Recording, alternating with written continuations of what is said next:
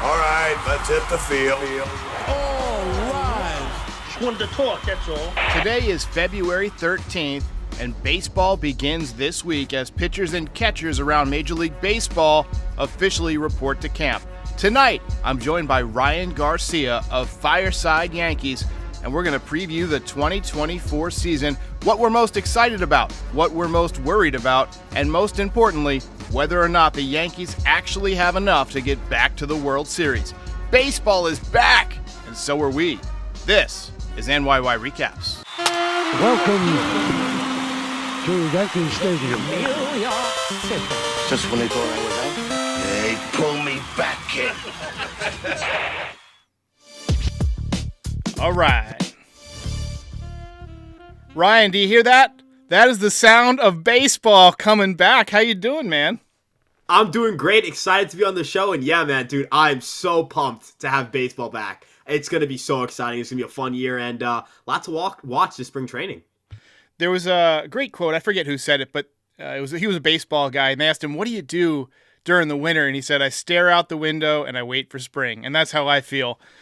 So Ryan Garcia, Fireside Yankees, you guys have some tremendous content. You got the best thumbnails in the business. And I'm looking forward to talking to you about the 2024 season. But before we get started tonight, a few quick announcements. Got another podcast coming on Thursday. We've got Erik Kratz coming on to talk about the catching situation from foul territory, former Yankee, and so forth. And also, my buddy and I launched another podcast, which is mostly about movies. It's called We're the Dudes. It's available on YouTube and other platforms. And I'll throw up the link in the comments when this is over. So, Ryan, we got 12 days until the Yankees take the field for an actual spring training game. It's hard to believe.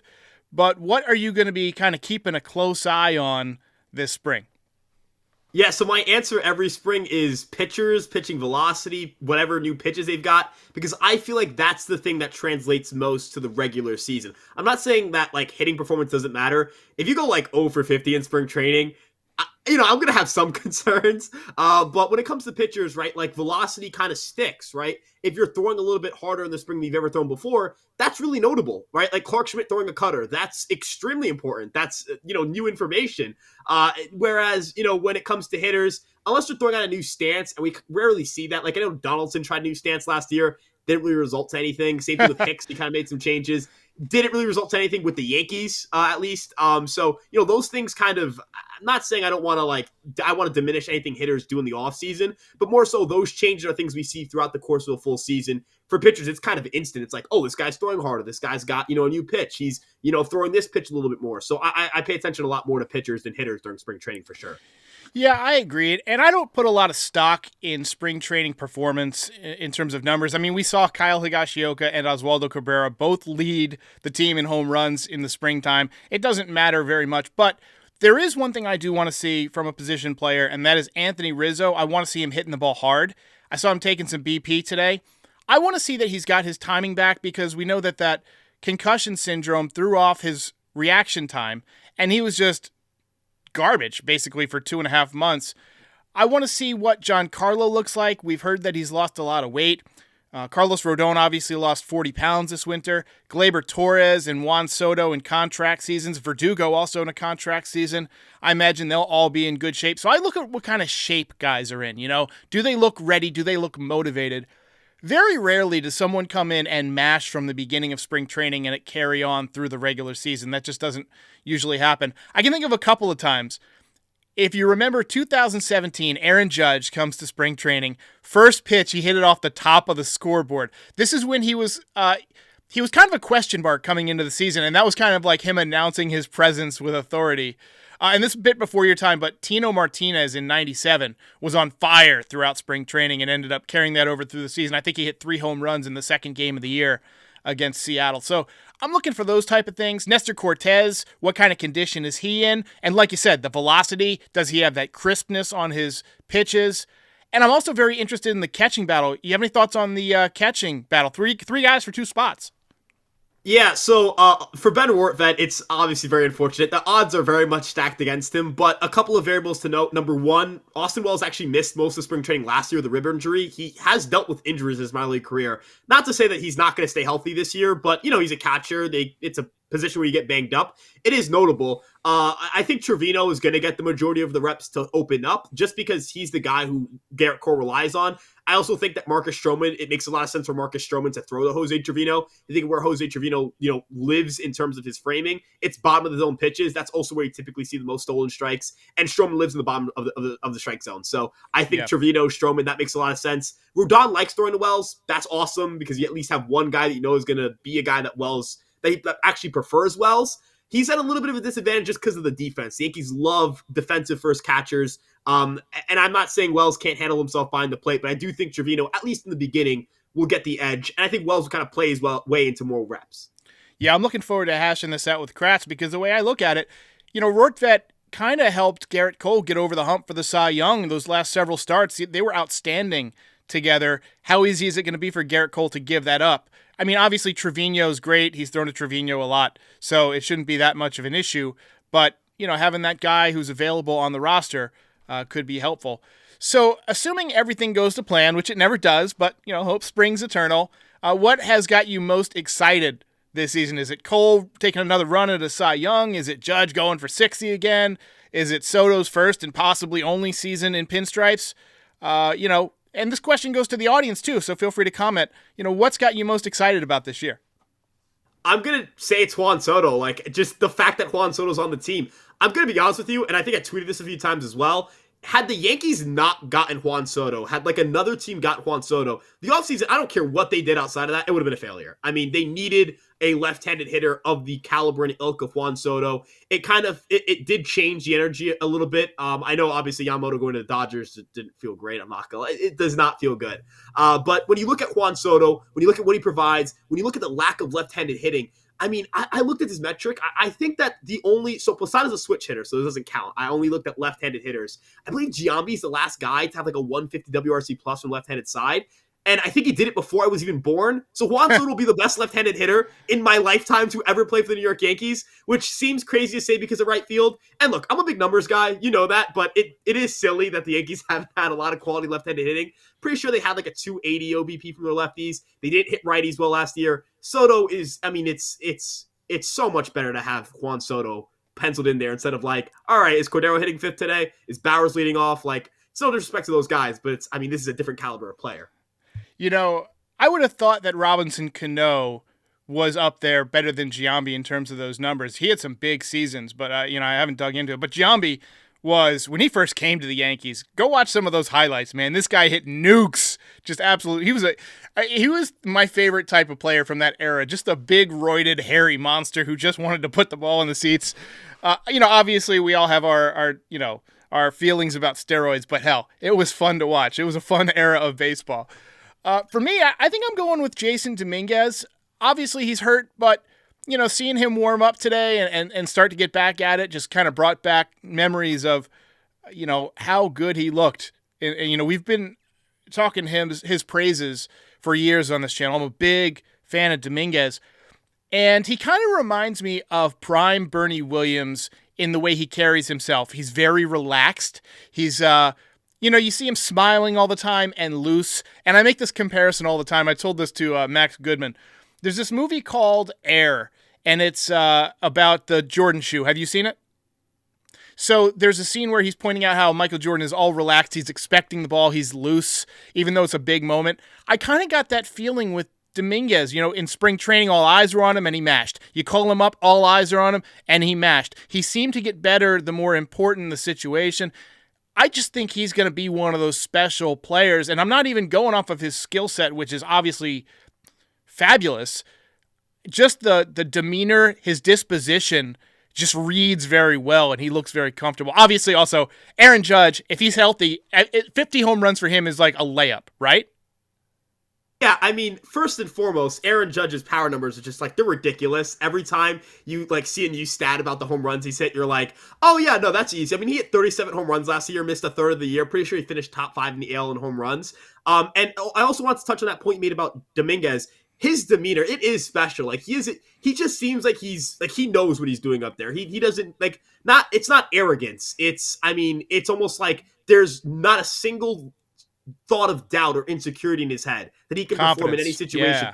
Yeah, it's like he's been playing baseball at the major league level for 10 years. And I love the Bernie comparison because, I know that people, when you get the prospect type of a guy like Dominguez or any prospect in general, right? You think, can this guy be the next, Hall of Fame or whatever it may be?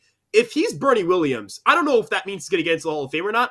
All I know is that means I'm going to have a pretty damn good player for the next decade plus. And also in the postseason, I'm going to get some great performances and some big hits. So end of the day, like if you get that Bernie Williams outcome, that's a home run and a half. Like that would be unbelievable. And this lineup with a guy like him in the middle there with Judge and hopefully Soto long term, that's a murderer's row right there. Yeah. Bernie, he's got to be one of my all-time favorites too.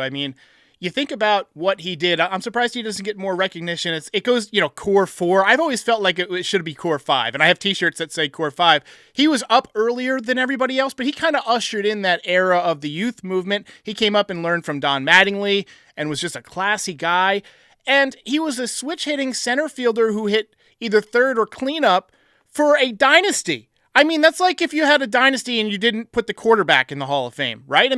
He was a crucial part of that team. I don't know if you've looked at his numbers or whatever and given it any kind of Hall of Fame thought, but do you have any thoughts on that? Yeah, so I think the thing that bugs his Hall of Fame case for some voters is the defense. And look, I am a big proponent that defense matters, 100%, don't get me wrong. But, maybe Bernie Williams will never be a Hall of Famer, but what he can say is he has an argument for saying, I was the best player on a dynasty. Yes. And that's something that how many players... there's no player in the last 20 years that can say that, right? So, look, is he going to get into the Hall of Fame? I would say probably not. I don't think he's going to get that nod at any point. Do I think he's better than some of the guys in there? Absolutely. No disrespect to Harold Baines. I think Bernie Williams is a better player all the time than Harold Baines. Is it Bernie's fault the Yankees played him in center all the time, even when he wasn't aging gracefully defensively? No. Could you argue that that's not necessarily his fault and that should not be held against him in Hall of Fame voting? I guess. But I don't know, his case is difficult. It is. I'm not going to sit here and say he's a slam dunk guy, that it's the worst thing ever they didn't get in. But at the same time, I think he has a very compelling case because, as you mentioned, he was the best player on the last dynasty baseball has seen. And again, nobody else can say that right now. Right. And not a lot of guys get their number retired in Monument Park. So at least he's got that. So obviously we talked about all the great things that the Yankees could do, 50 home runs from Judge, and Soto's going to be amazing. But they also have some potential question marks. So what is your biggest worry? What keeps you up at night? It's Giancarlo Stanton. I'm going to be completely honest. The contract, it's got, you don't even look at it and say, all right, you only got 2 more years. With LeMahieu, it's all right, it's 3 years, $15 million a year left. You can kind of just start putting him to the side if things don't go well. Even in the case of a guy even the Aaron Hicks deal that you're eating, it's $10 million and it expires after next year. It's not killing you. The Stanton deal, it's $22 million towards luxury tax. He got 4 years left of it. He's played fewer games year after year from 2021 to 2023. The offensive numbers have declined dramatically. How many guys from age 33 to age 34 get healthier and better? I'm not saying it's impossible for him to get better, but a lot of the skill regressions he had last year weren't, it's just bad luck. He just was dealing with something. He was healthy and just flat out bad at baseball. I know that we've had conversations about the value of batting average or not, but if you're hitting 191, your OBP is not going to be good. And if your OBP is not going to be good, you need to be slugging 500. And that's not happening either. Look, the home run numbers are still pretty and that's fine. But if you're not getting on base, you're not able to hit for average, and you also do not provide anything on defense, and you're also one of the worst base runners in baseball. It's just it's hard for me to sit here and say, he'll be fine. A lot of the rebound players have really good projections. Stanton's projections are all, he's about a sub 1 WAR player this year, which it's not good. It's just, I think, and you mentioned Dominguez coming back. What are the odds that Stanton's going to be playing well enough for me to say, I want him playing over a healthy Dominguez? I don't know, man. I think Stanton's getting in the way more at this point than he is helping the team, and I don't love saying that because I love the guy. Yeah, I love him too as a human being. I think he's very accountable. I do think he put the work in this winter. I thought it was notable that he lost weight, that he's at least trying to get better. But, Father Time is undefeated, right? And we saw this with A-Rod towards the end of his career. Now, part of that was probably brought on by steroids and surgeries and things like that. But I think playing on the turf all those years just killed Giancarlo's legs. And I think he's just aged prematurely because of that. Unfortunately, that's just a thing that happens to some people, right? So yeah, I'm worried about him. But my biggest worry is Carlos Rodon. I mean, how can you not be worried when in his last outing, the last thing we saw from him was 8 runs and no outs? How can you be comfortable with that? His velocity was down. I know you're a metrics guy. His metrics went way down last year, and you can blame it on spring training. Oh, he didn't have this time to get ready. He pitched half the season, and he had a 6.85 ERA. I mean, that's almost a touchdown. I get that he's lost some weight, but you also might remember that CC Sabathia, when he took a lot of weight off, he lost some of that velocity on the fastball. So, velocity is mass times acceleration. So if you don't have as much mass in that equation, the velocity might not be there. I could see him throwing 92 miles an hour this year and getting absolutely lit up, and that will be bad, bad news for the Yankees. For a guy who pretty much throws 2 pitches, you got to have one of them be an upper 90s fastball. Thoughts on Rodon? Yeah, so, to address the first point, the injuries, I personally think Rodon's going to have a good year this year, but I also understand, it's like if he stays healthy, and that hasn't always been there, right? Like, I can't guarantee that his arm's going to hold up. Even the healthiest pitchers in baseball, you can't guarantee that. Sandy Alcantara, it was announced last September he got Tommy John surgery. If you asked me, he was the most durable, reliable starter in baseball before the end of last year, I would have said Sandy Alcantara. Elbow injury, shoulder stuff, that stuff can compound. I think of another guy like Severino. It just randomly stopped happening. The health it just never, it just happens. For some guys, it just never comes back to them, their health. And that could be the case for Rodon. And I already talked about Stan's contract, it's 4 years. That's not very good at all. Rodon's 5 years, and it's more money. So, and again, you're already paying Garrett Cole in your rotation. If you want to add another starter, I mean, this is kind of why I think they haven't signed Blake Snell. It's like if they sign Blake Snell, you've got 3 guys in their 30s making, nearly $30 million a year. It's not going to be very good if Rodon doesn't pitch well. And to say it's not going to be very good is almost underselling it. Look, I think, and I also think it's important to mention, I hope he didn't just drop the weight. I hope he converted hey, I converted some fat into muscle. Because if you're a pitcher and you drop just a bunch of weight out of nowhere, you might be leaner or in quote unquote better shape. But as you mentioned, mass equals gas. You need to have something on you. Your lower body, if your lower body's you got to have something on you. That's the best way to put it. I remember when I pitched in high school, I was scarfing a granola bar and drinking a whole bottle of water between every single inning, man. You lose 5 or 6 pounds here or there, you lose velocity. And as you mentioned, that fastball isn't dominant. He's going to be very bad this year. And I agree. They're going to need the opposite. They're really relying on this guy to be the number 2. And that comes with question marks. Yeah, I agree. You guys over there at Fireside Yankees are big prospect guys. I enjoy watching your prospect videos because you guys, kind of dive deep and are realistic with your projections. So are there any prospects that you're kind of keeping an eye on this year that you're feeling particularly good about? Yeah, so my first guy is Will Warren. I think when you look at the Yankees' needs, when you look at the Yankees' farm system, the Yankees are going to need pitching. I promise you somebody's going to get hurt. I mean, last year, by this time, Montas had already been announced to, have that shoulder injury that basically knocked him out for the whole year. A couple of weeks after that point, or I think it was a month after that point, we found out that Rodon was not going to be ready for opening day because of his back issues, or the forearm strain, For Severino, only a couple weeks after that, we found out he was going to miss opening day as well. I believe it was the week before. It was like a tune-up start for Brito that we found that out. So you could lose 3 starters between now and opening day. Will Warren's going to be important. I think his stuff is really good. The sinker generates a lot of horizontal movement to the arm side. The sweeper moves equally to the glove side. There's about 36 to 38 inches of horizontal difference and separation there. He put it the best way for me to explain this. There's a lot of space for hitters to account for. There's a lot of movement. There's a lot to think about. He's added a 4-seamer and a cutter last year, and that's going to help him a lot because it's going to help him against left-handed batters who have given him some trouble. He has a better changeup now with the implementation of a better 4-seamer and cutter. How everything plays off of each other is just as important as adjusting your pitches. So if you think about how a changeup plays off of a sinker or a 4-seamer, understanding sequencing better, I think he's a really interesting guy, and I think he's the first guy up if the Yankees have a serious injury to their rotation. And the other guy is Ben Rice.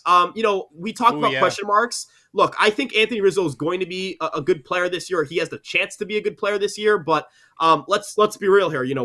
We can't sit here and just say he'll be back from the concussion. As you alluded to, I want to see him hitting the ball hard. I 100% agree.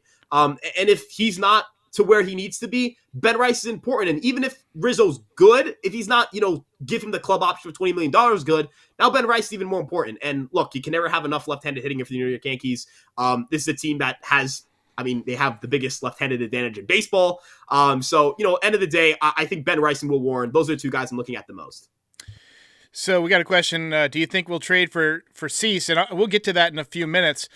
First, I got to give you my two. So one of them is a newbie, Yorbit Vivas. I really like this guy's swing. I had Kyle Glazer on from Baseball America. He's a kind of a prospect guru, and he had a good look at this guy for a few months last year. He said his swing is basically tailor-made for Yankee Stadium. I agree. He throws the barrel at the ball. I see a little bit of Didi Gregorius in his swing, and we all know what the Yankees turned Didi into before he kind of aged out of the shortstop position.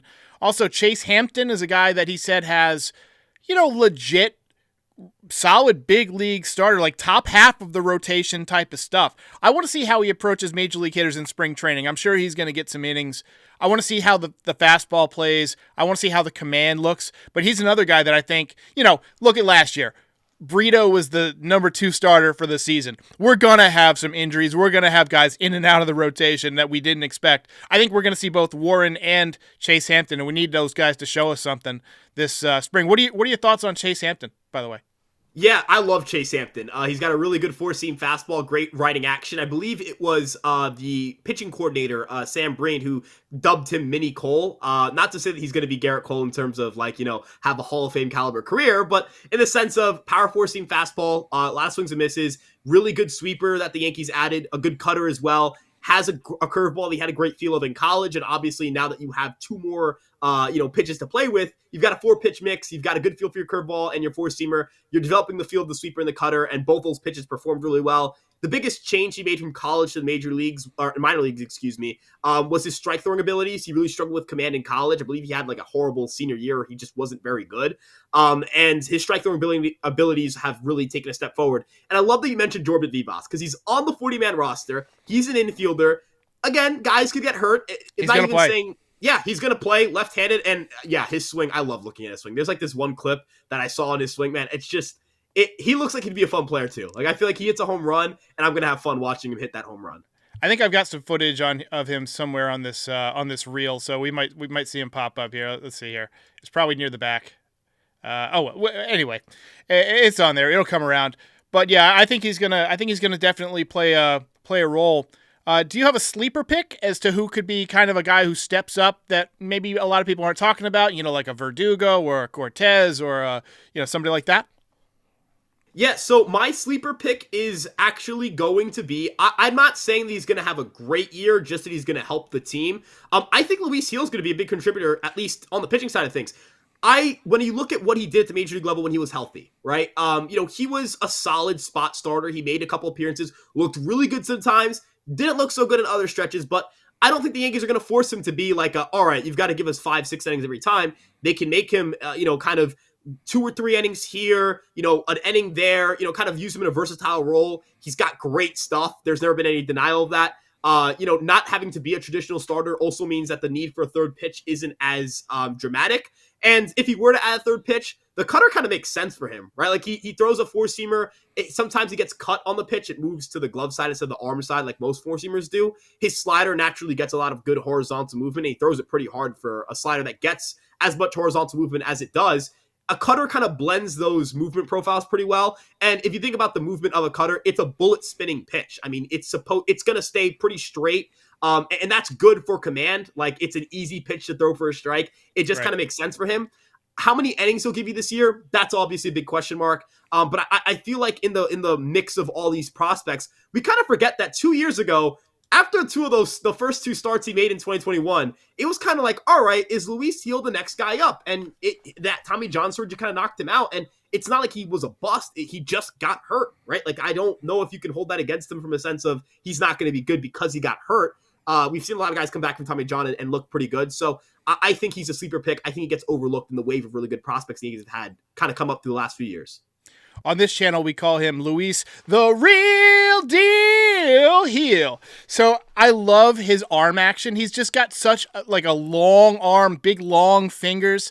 He's got the prototypical pitcher's frame. And 98, 99, 100 miles an hour gas. Look, I mean, if he can harness it, he's got the stuff. So yeah, I believe he will impact the team. This is a guy, my pick is a guy that I'm just choosing to believe because I think it would be good for the Yankees. Like, I have no reason to believe this will work out, but Oswaldo Cabrera is my sleeper pick. So when he got called up a couple of years ago, you remember, he was outstanding in right field. I mean, he was getting big hits. He had a home run in the playoffs. And last year, he led the team in home runs in spring training, and I feel like he got into home run mode. Like, he was trying to open up his hips and launch everything, and he got away from the hitter that he was the previous year, where he was driving the ball wherever it was pitched. And we didn't have a hitting coach that was able to correct that, right? Dylan Lawson, for all the things he did for the Yankees in the minor leagues, he wasn't able to communicate it to the big leaguers on the big league level.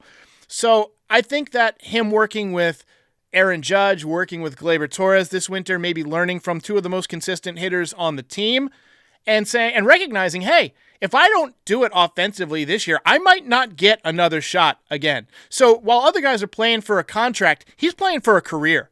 Because if you hit as poorly as he hit last year again, pretty soon you turn into Tyler Wade, Steven Drew. You're gone. So I think he's going to bounce back as a switch hitter, a guy who can play multiple positions. I think he's got a chance to have a big impact on the team. Any thoughts on Oswaldo?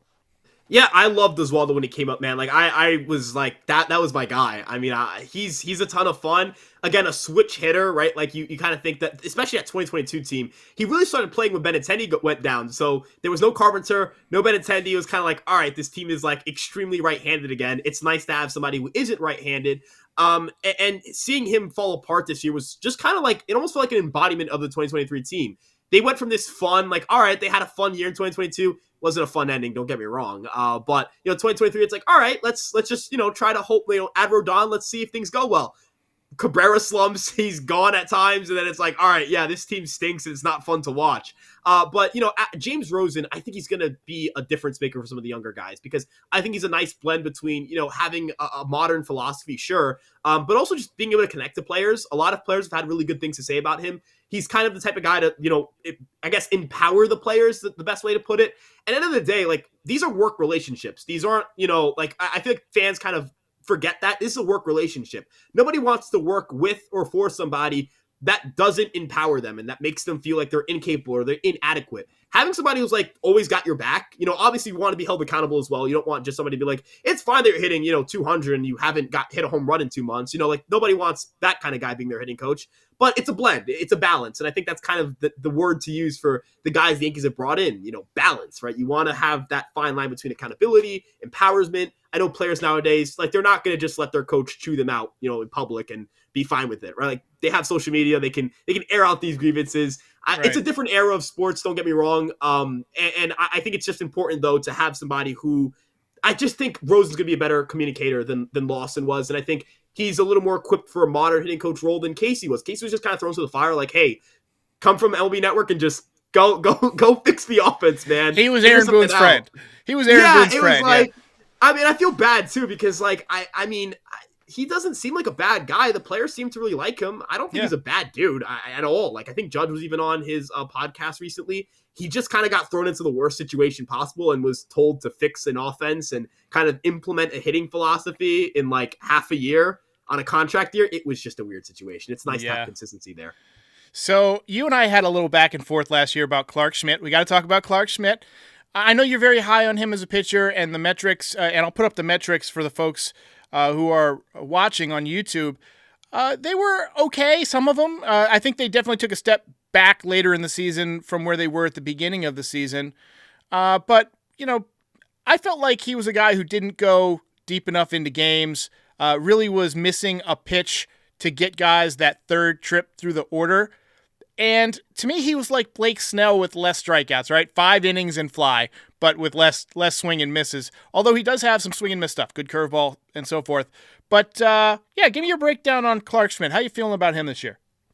Yeah, so first and foremost, I think that the biggest thing to look at with Clarke Schmidt, as you mentioned, is like, hey, how is he reacting to going deeper into games? And I don't think he made the progressions that you hoped he would, right? Like, I think that last year was kind of like, okay, like you made 30 starts, that's good, but the 30 starts, it wasn't anything where you sit back and go, oh, these numbers really pop, right? Like typically when you see a guy with like a not great ERA, they're young, you're like, okay, but the strikeout numbers are really good or whatever. The strikeout numbers weren't very good. The sweeper actually got worse. Like those are legitimate concerns. The velocity got worse throughout the season.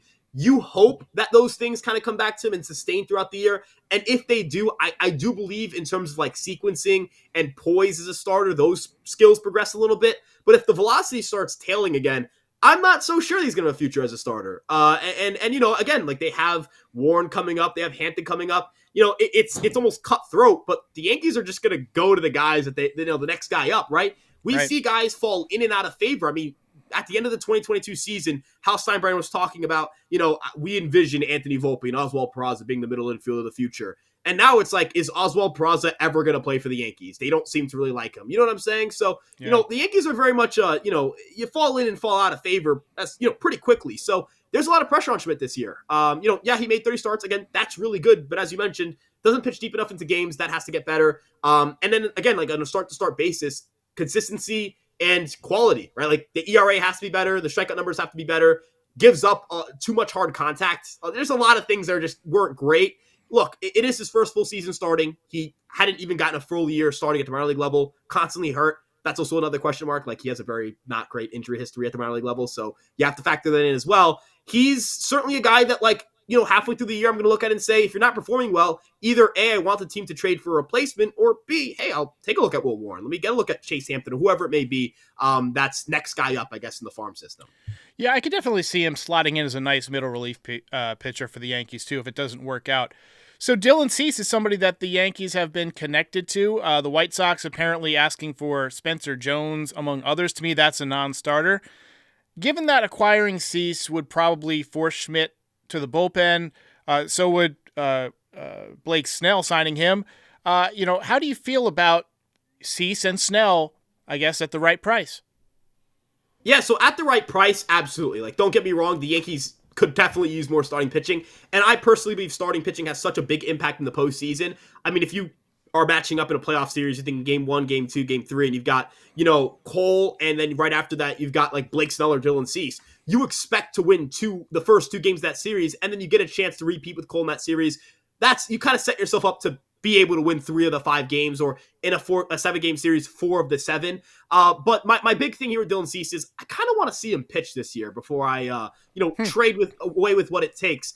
His ERA was worse than league average. Strikeout rate plummeted. Whiff rate plummeted. Or not plummeted. That's a little bit of exaggeration. They got worse. Chase rates got worse. He got hit a lot harder too. Like that's a little bit concerning to me. He just got worse. And seeing the pitch clock implemented and seeing him lose a little bit of velocity and pitch movement, it's kind of like, all right, how am I going to sit here and, say I want to trade everything in the world for him? But with that being said, if the Yankees, they scouted him, and the White Sox, they have their, internal metrics as well, and the Yankees view him as somebody who's going to rebound velocity-wise, I don't see a reason not to go out and get him and pay the price it takes. I just think it's a deadline thing if they were to do that.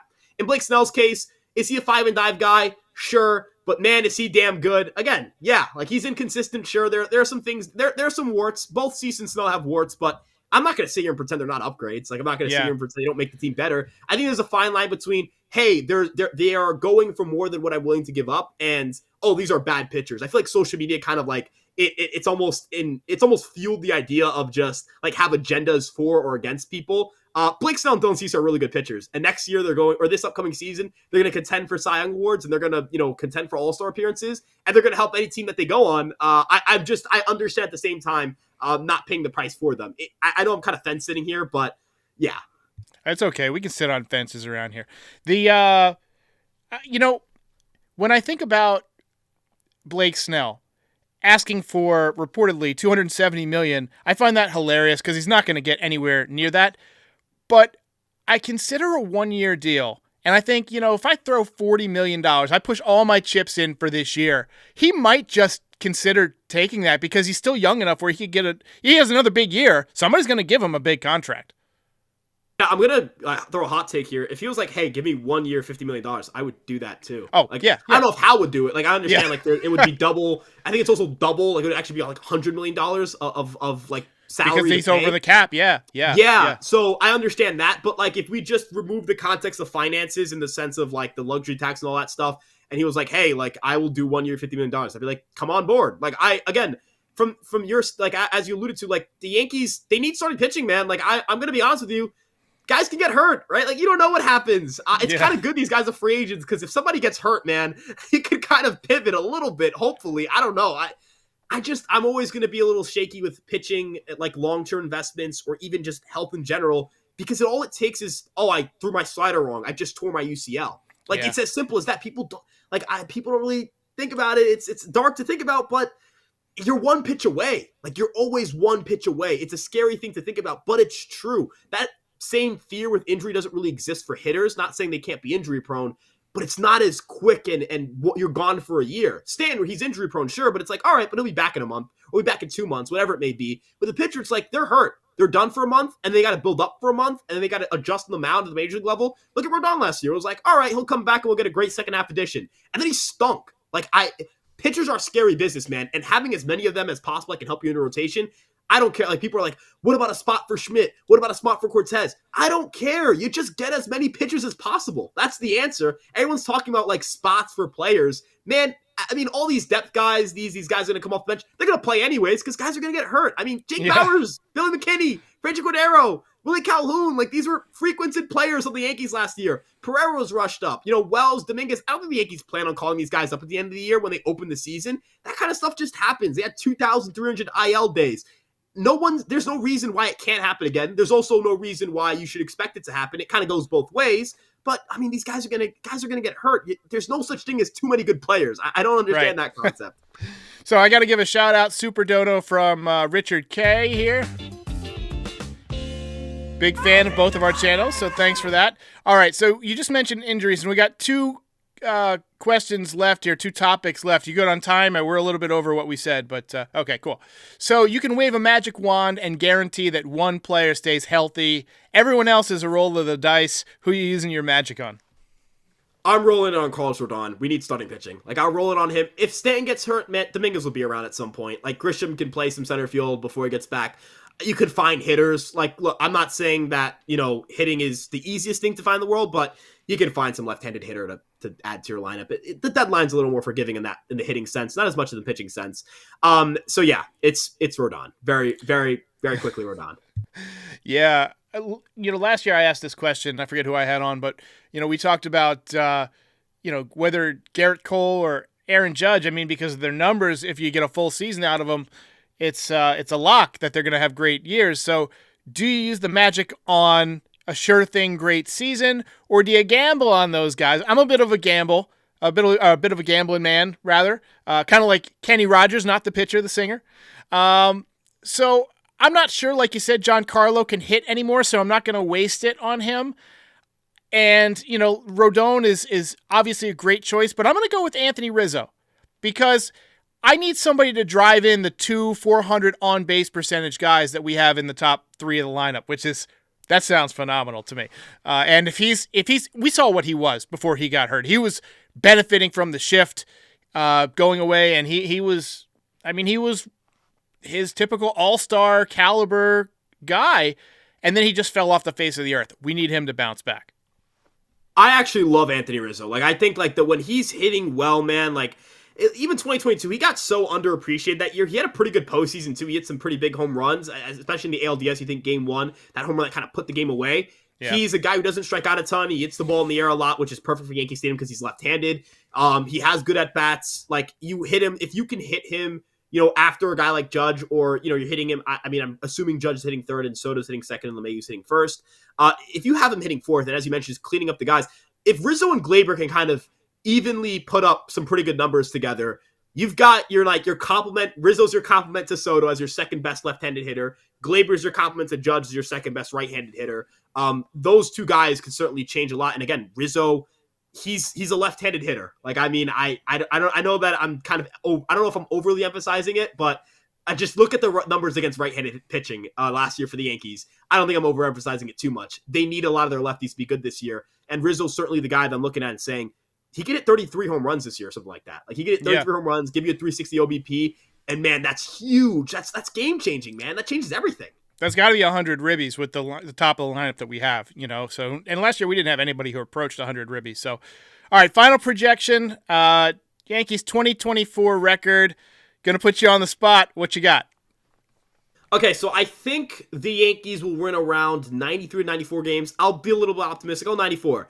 I'm going to be bold here, man. Look, the Yankees, you're either, you're going all in. You're going to have a year like this. I imagine that their deadline will reflect their aggressive approach.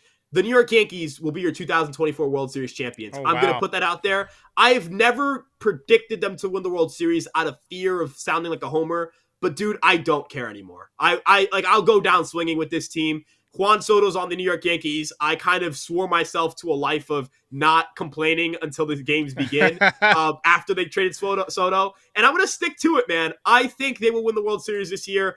Will they beat the Dodgers? I don't know. I'm not going to do World Series. I can do a World Series matchup if you want. I think I think the Braves get out of the NL. I think the Braves are really good. And, I think the Braves are better than the Dodgers. Dodgers have a lot of question marks in that pitching staff, man. Yeah, projections would agree with you. They think the Braves are better. I think the Braves are kind of like the safest. They've got a bunch of young players. They're all durable. They all play a ton. They play in a division that you can kind of hand to them as well. They're clearly better than everybody else in that division. The NL is pretty top heavy. It's the Dodgers, the Braves. The Phillies have beaten the Braves 2 years in a row, so you kind of have to give them the respect, but you don't look at their roster and give them the same, roster quality of the Braves or the Dodgers. And the Dodgers are probably there's going to be some 84 win NL Central team, power of friendship type team that knocks out the Dodgers in the first round. It's an inevitability, man. Well, all right. So first of all, Yankees winning the World Series. I'll take it. I like it. And second of all, does it make me a bad sport to hope that Yamamoto puts up a 5 ERA this year? I just kind of want that to happen. I'm sorry. Okay, I don't think it makes you a bad sport. I'm not saying I love Yamamoto. He seems like a great guy, don't get me wrong. But dude, there's something that bugs me about this idea that the Dodgers are the cream of the crop when it comes to baseball teams.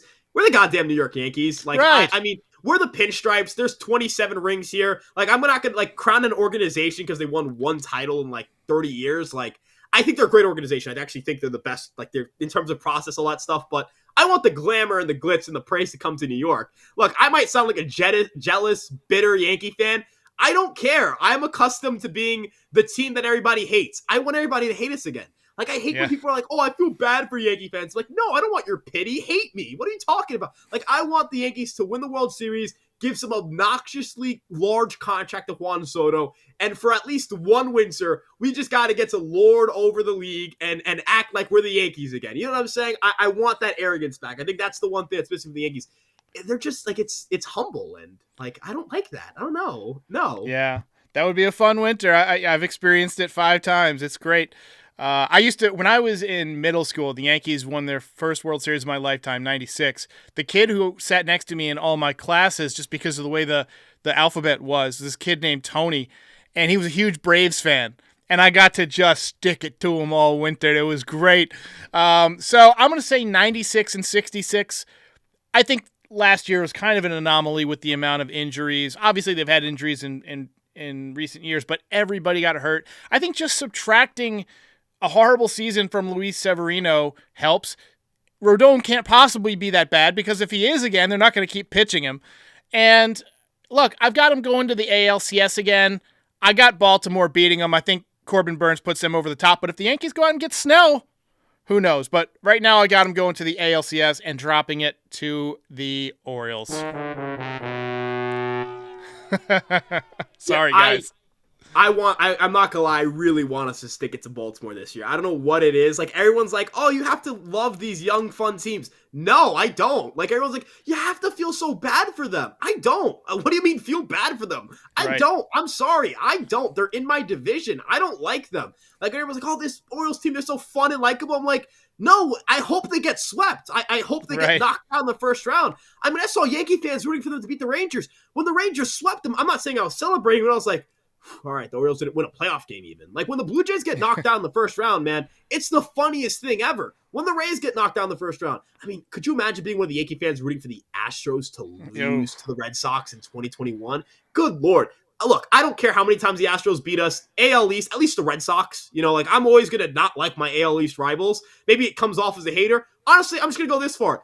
If you're not the New York Yankees, I don't see a reason to root for you. There are 29 teams out there that I don't like. That's the best way to put it. There are 29 teams that don't want the Yankees to win the World Series. I don't have to like them back. I mean, how do you think those other 29 teams feel about us? They don't go back and They all hate us. Everybody hates us. Yeah, they were in 2017. Do you think they're like, oh my gosh, we feel so bad for the Yankees. They hadn't won a World Series in like 8 years at that point. Oh my God, they're so fun and young. They're like, oh, it's the Yankees. Ill. Like, yeah. One time in my life, can I remember the general baseball consensus rooting for the Yankees, and that was after 9/11. And it didn't work out. Pablo Reyes doesn't like my prediction. He says pain. You don't know what pain is. Ryan Garcia of Fireside Yankees. Any final thoughts? My final thoughts. Well, first off, I just want to thank you for bringing me on because I had a ton of fun on this show. This is great. Blast, man. Love the sound bites, dude. They're awesome. I love those.